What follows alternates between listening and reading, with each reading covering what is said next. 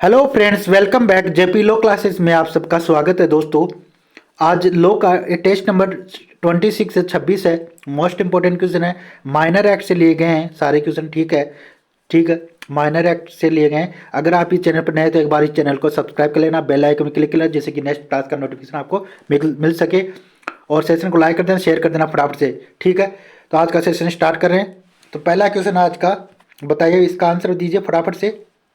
Question number 1 दीजिए।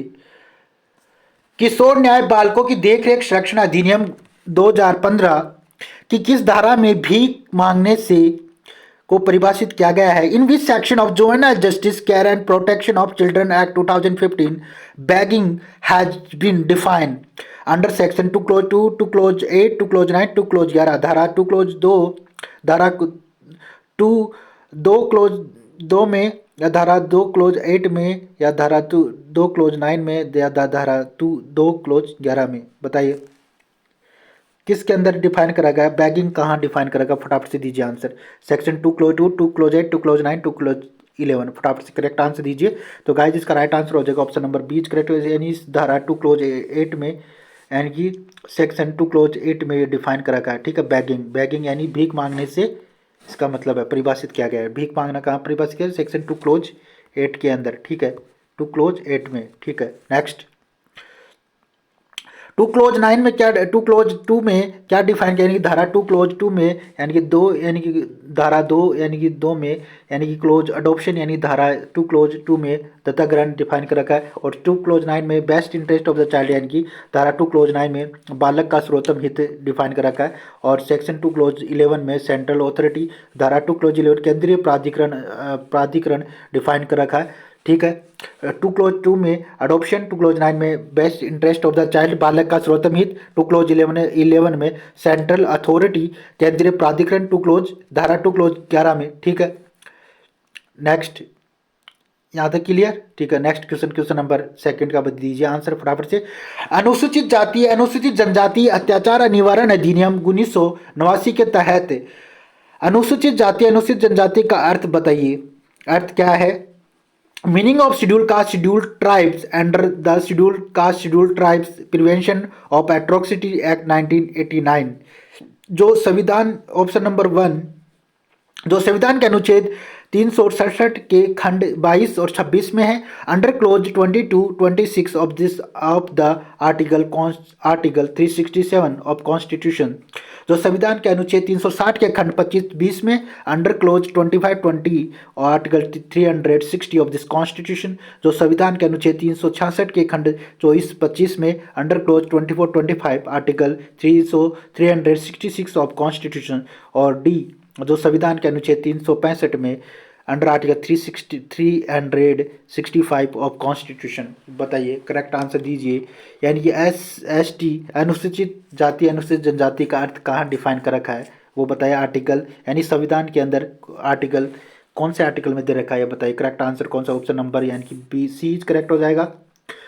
कि जो संविधान के 366 24 खंड 24 और 25 में, अंडर 24 और 25 अंडर 24-25 में आर्टिकल 366 ऑफ कॉन्स्टिट्यूशन में ये दे रखा है। ठीक है, ऑप्शन नंबर सी करेक्ट हो जाएगा। नेक्स्ट यानी कि सेक्शन 2 क्लोज सी यानी सेक्शन 2 क्लोज सी यानी कि धारा 2 क्लोज ग में यानी ST एक्ट में scheduled caste and scheduled tribe shall have meaning assigned to them respectively under clause 24-25 article 366 of constitution।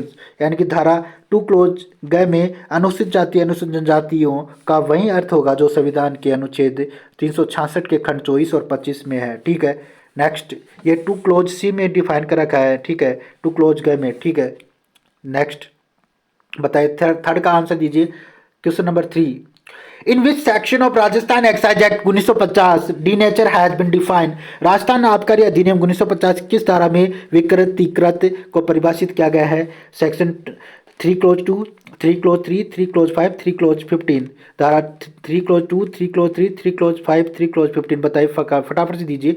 विकृतीकृत बताइए कहाँ डिफाइन करा गया है? राजस्थान एक्साइज एक्ट 1950 के अंदर। डी नेचर कहाँ डिफाइन करा गया है? बताइए करेक्ट आंसर दीजिए। क्वेश्चन नंबर 3 का करेक्ट आंसर दीजिए फटाफट से। ठीक है, कौन सा करेक्ट ऑप्शन हो जाएगा? तो गाइस इसका राइट आंसर हो जाएगा ऑप्शन नंबर यानी कि डी नेचर कहाँ डिफाइन कर, डी नेचर ऑप्शन नंबर 2 यानी कि सेक्शन 3 क्लोज 3 में, धारा 3 क्लोज 3 में ये डिफाइन कर रखा है, ठीक है। 3 क्लोज 3 के अंदर विकृतिकृत, ठीक है, डी नेचर डिफाइन कर रखा है। नेक्स्ट सेक्शन यानी कि 3 क्लोज 2 के अंदर का क्या डिफाइन कर रखा है, यानी कि आबू एरिया डिफाइन कर रखा है, धारा यानी कि 3 क्लोज 2 में आबू क्षेत्र है।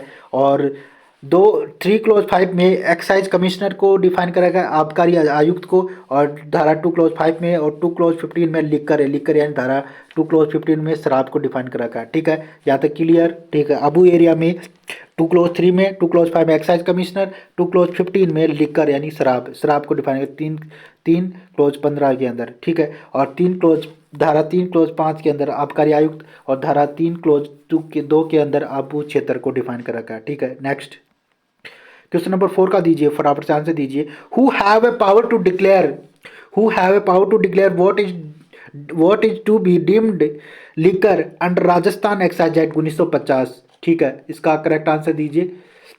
राजस्थान आबकारी अधिनियम 1950 के तहत किसे यह घोषित करने की शक्ति है कि क्या शराब मानी जाएगी, ठीक है, बताइए, फटाफट से आंसर दीजिए कि ये किसके पास पावर है। Who have a power to declare what is deemed liquor under the Rajasthan excise act 1950। तो गाइस इसका करेक्ट आंसर हो जाएगा यानी state government, central government, both A and B, none of the above. बताइए, राज्य सरकार, केंद्र सरकार, और ऑप्शन यानी क्या है, दोनों या उपरोक्त में से कोई नहीं। बताइए गाइस इसका राइट आंसर जो ऑप्शन नंबर 1 इज करेक्ट हो जाएगा, स्टेट गवर्नमेंट।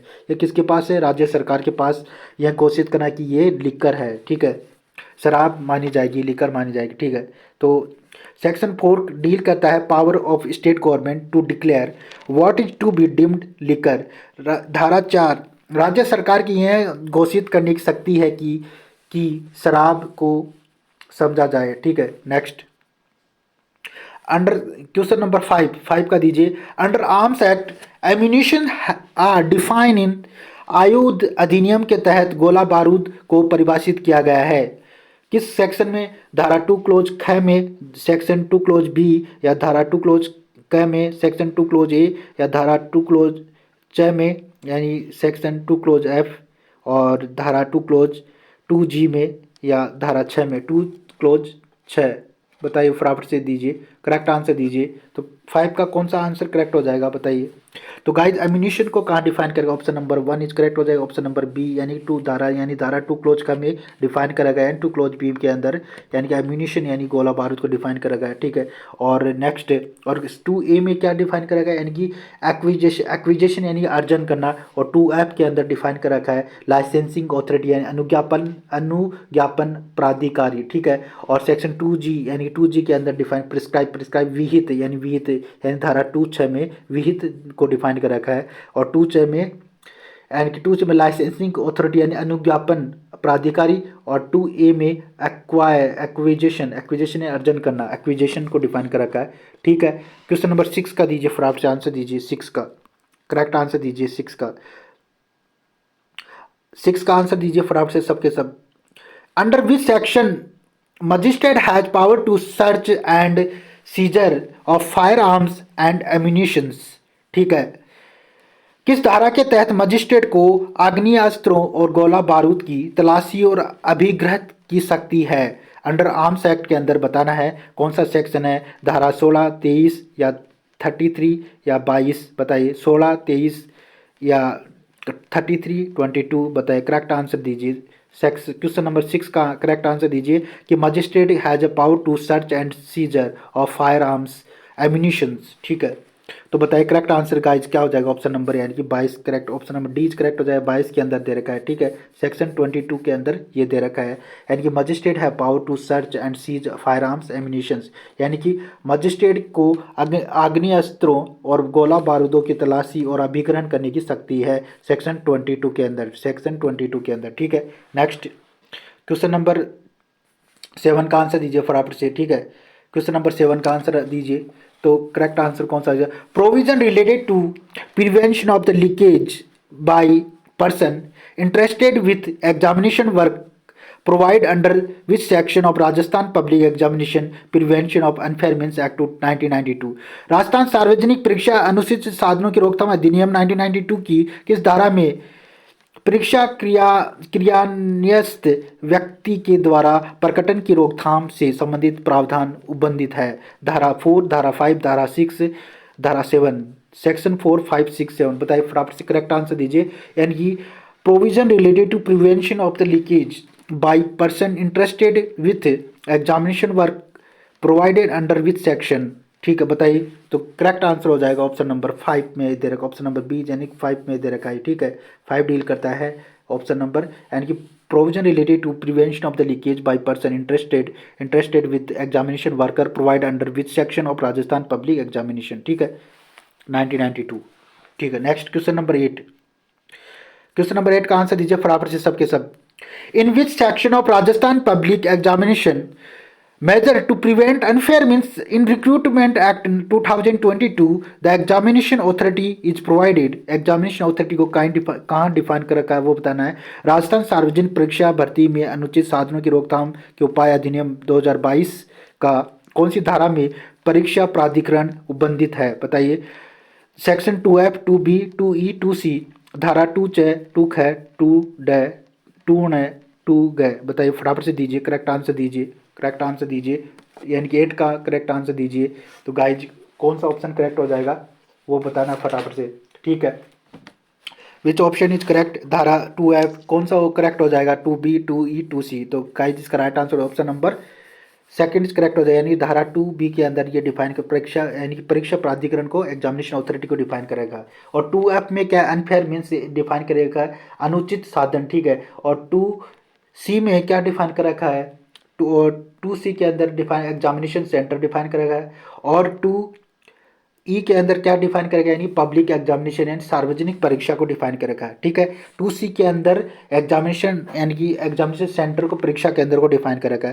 और 2B के अंदर एग्जामिनेशन अथॉरिटी यानी ये 2022 का एक्ट के अंदर। ठीक है, ठीक है, ठीक है। चलो नेक्स्ट, इसका आंसर आपको कमेंट बॉक्स में देना है। आज की क्वेश्चन है, होमवर्क क्वेश्चन है। Which section define the dishonesty under Indian penal code 1860? किस धारा में बेईमानी को परिभाषित किया गया है? धारा 23, 24, 25, 26। बताइए, इसका कमेंट बॉक्स में आपको आंसर देना है। ठीक है, आज की मेरी तरफ से इतने ही क्वेश्चन थे। ठीक है, फिर मिलते हैं नेक्स्ट क्लास के अंदर।